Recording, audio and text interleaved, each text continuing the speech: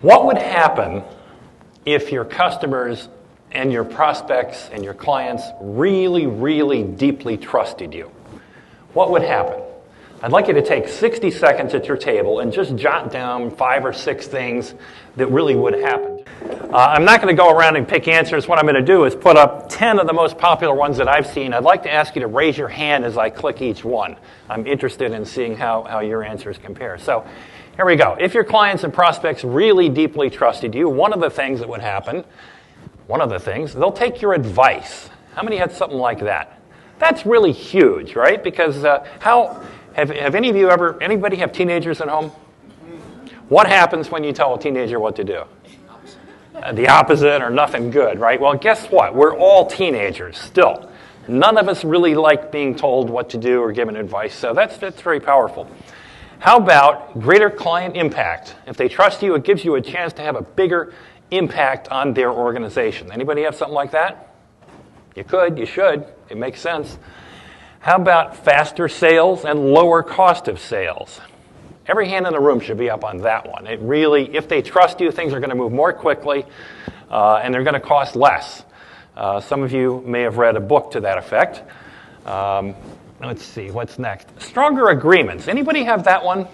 Usually nobody has that, but let me ask you this. Which would you rather have? A 50-page legal contract done up by lawyers, or a 10-page contract with a firm handshake and look you in the eye? What do you think? Yeah, I think so too. The meaning of the handshake and the firm look in the eye and so forth is basically, I don't care how many pages the lawyers write, you can't encompass all the things that are going to go wrong. So the meaning of that handshake is, yeah, when things do screw up and go badly, I have a sense we'll be able to work this thing out. I kind of think I can trust this will work out. How about they'll take your word for it? Something like that? If they trust you, they'll take your word for it. How about more cross-selling? Trust is huge in cross-selling. I know that's an issue for several of the larger organizations here. I'll talk more about that, but that's important. Competitive advantage? If they trust you, all else equal, which in many cases, the technologies, the service offerings are not all that different, but if they trust you, huge competitive advantage. They'll ask your help. Anybody have something like that? How nice is that, right? When a prospect comes to you and says, hey, I really need some help figuring this out. We love those calls, right? Where are we here? Thank you. Share leads and issues. Yeah? And finally, quality and ease of work life. Anybody have something like that? If they trust you, life is an awful lot easier, right? It's not all this kind of competition. So good benefits, yes. If this were, there's 10 good reasons that would rock your world as a salesperson if they happen. But wait, there's more. In fact, every one of those items up there is a win-win proposition. Every one of them, I phrase them in terms of good for us as salespeople, right? The fact is every one of those is good for your clients and customers as well. How many sales strategies can claim that? This is inherently win-win proposition. A trust relationship benefits both parties. Make sense? So, with all those great benefits, why wouldn't anybody want to pursue trust-based selling, right? Just very quickly, I'm mainly known, as Fred said, for co-authoring the book, The Trusted Advisor. That came out in 2001. To this day, on Amazon, not that I check frequently, but this morning, it was about number 7,100. It's usually around 5,000. But for a business book, that's across all books. That's Harry Potter. For 18 years of a business book, I'm delighted to have. I don't think it ever made number 1 or best whatever. I don't care. I will take 7,000 after 18 years any day. The other book that I mentioned, Andrea Howe, my business partner and co-author on the Trusted Advisor Field Book, is here today. And in between, I wrote a book called Trust-Based Selling, which is what I want to talk about today.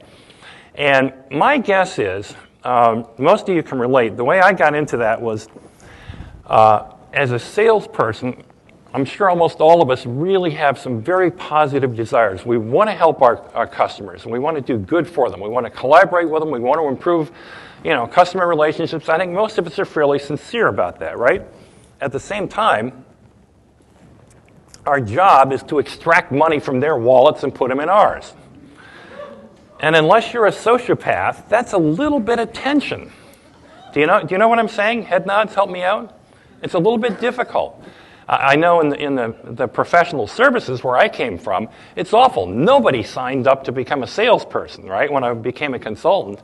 And yet there comes a point in your career where, guess what? You're a salesperson. And you have these visions of used car stuff and blah, blah, blah. It's horrible. So how do you resolve it? And I honestly think that trust has the answer to that tension. It's a win-win proposition if you do it right. You can do great for your customers. You can get rich doing it. And with not only no ethical qualms, it's positive in an ethical sense. So does that sound motivating to anybody? We'll pursue that track a little bit. All right, so let's see. I'm certainly going to talk about these particular applications within sales. I think these are all, important. I'm going to have some provocative things to say about closing, for example, pricing, all these things. But if you don't mind, I'd like to context all those in the perspective of trust. So I'm going to sort of save the specific observations about those topics towards the end. And along the way, I'll try and share some big ideas. I'll make sure that you note them because they'll have that big yellow star thing along the way. And let's see. By the way, Fred said we finish at 10, right? So here's a promise, 9:59. I'm done. One of the easiest ways to create trust is through reliability. And the easy way to do that is make a lot of promises and keep them. So there's a promise, 9:59. Let's get going. So let's start with trust. How does trust work? If you might think it's useful to start off by looking in the dictionary, it's really not. It turns out trust is a really complicated kind of a word. It sounds simple. We all have a gut feel, but there's a lot of confusion about it. For example, I trust my dog with my life, but not with my ham sandwich. Now, thank you for laughing. It's not a very good joke, but technically it is a joke, and it rests on us understanding, dual meanings of a word and so forth. So we all kind of get it. That's a trivial example. Let me give you a much more important one. How often have we seen in the business press, in the general press, something like trust in banking is down, right? We've all seen that stuff. The Davos conference just finished with the trust barometer, all kinds of measurements of trust. Let me suggest to you that is a useless headline because of this reason. Does that mean, number one, that banks have become less trustworthy? Or does it mean something entirely different, that people have come to distrust banks more? One of them is an objective problem in the real world. Think Wells Fargo, for example. They screwed up. Things are bad. What are the solutions to that? Those are regulations, those are laws, those are, newspaper reporting, et cetera. On the other hand, there are plenty of other cases where people are just less inclined to trust financial institutions. That's a PR problem. That's a communications problem. One is a problem with the trustee, one is a problem with the trustor. And if you don't figure out the difference, who you're talking about, good luck trying to come up with a solution. So I want to give you a simple way to think about trust. It consists of two parties. There's a trustor and a trustee. The trustor is the person who takes a risk. The trustee is the person who is or would be trustworthy or not. And we're going to explore both of them because you have to have both to make it work. You can't create, by the way, you can't just be trustworthy. It's like in the sales world, aggressively waiting for the phone to ring. Well, aggressively sitting around and looking virtuous is not going to do it either. So we have to figure out some ways to sort of kick it off and get it going. But let's start off with the trustworthiness thing. I think that tends to be a little more interesting. How can we be seen as trustworthy? By the way, the best way to be seen as trustworthy is to start by being trustworthy. It's a good start. Now, I'm going to give you some data. All right, we actually have some interesting data on the notion of trustworthiness. Over 70,000 people have taken a survey. You can take it too. It's called the TQ, Trust Quotient. But first, I want to get the sense of the room. 3 questions. I want you to not overthink this. Give me an instinctive hand response to these questions, okay? Question number 1. Men or women? Who do you think scored higher? How many people think men? One of these days I'll have to do it in a men-only room, then we'll see. How many people think women? Interesting. And how many people are politically correct and don't want to be seen making a position? Okay. Second question, what about age? What do you think happens to the scores with age? Do we get more trustworthy with age? How many? And how many think less? Okay, so the mores have it. And then finally, if you had to guess, which of these four factors probably is the most powerful driver of trustworthiness? Is it credibility? Is it reliability? Is it the felt sense of intimacy that people have with us? Or is it our level of selflessness? Which one of those do you think turns out to be the most powerful in the data? How many people think credibility? A few. How many people think reliability? Okay. How many people think that felt sense of intimacy? A few more hands there. And level of selflessness? All right, kind of split on that one. All right, so let's go to the data. First, let me explain. In the book, The Trusted Advisor, we presented a thing called the trust equation. It's a way of thinking about trustworthiness, and I'll share that with you first. It's the basis for the data. Credibility plus reliability plus intimacy divided by self-orientation. Now, very quick definitions on those. I'm going to step over here so I'm not always looking behind me. When we talk about trustworthiness as credibility, think of that as being mainly about words. So in a sentence, we might say, I can trust what she says about. And what we mean when we say that is, good credentials. I recognize the degree on that institution of the college hanging on the wall. The data looks solid. There's a current version of PowerPoint, no spelling errors, all that kind of stuff. Subject matter expert. They sound very educated, credible. I trust them, right? Reliability has to do more with actions. And here we might say something in a sentence, I can trust him too.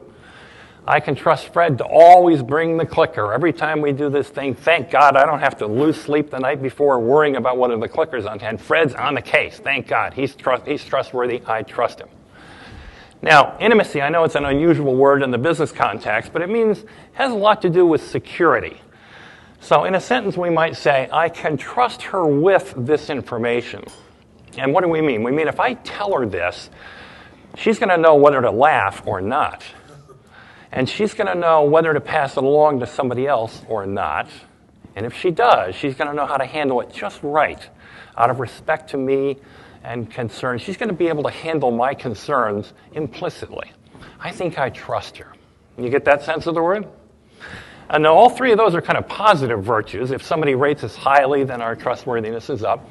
The other one in the denominator, self-orientation, that goes the other way. High self-orientation is a bad thing, right? So that comes in two flavors. But it all has to do with caring, a sense of caring. If I sense that the other person does not give a damn about me, frankly, for whatever reason, that's kind of low trust. On the other hand, if I get a sense that they actually do sort of care, they're paying attention, they're listening to me, you can see them thinking how to be helpful to me, that's a big factor. Now, there are two ways in which high self-orientation shows up. One of them is selfishness, and we really don't need to worry about that too much. That's the used car salesman kind of thing. Whoops. That's not generally a big problem for most of us. The one that should concern all of us in the room is not selfishness, it is self-preoccupation. Neurotic self-obsession all the time. How am I doing? Am I going to get the sale? Is my boss going to like me? How come everybody's looking at me? How come nobody's looking at me? All those things that play games in our head and then have the effect of just, shutting us off from the person in front of us. Does that make sense? By the way, they do not teach that at Harvard Business School. And I doubt they teach it anywhere you all went either. But isn't it true? We have this notion when somebody's actually focused on us and paying attention to us, that's a big positive, right? Now, as I said, there are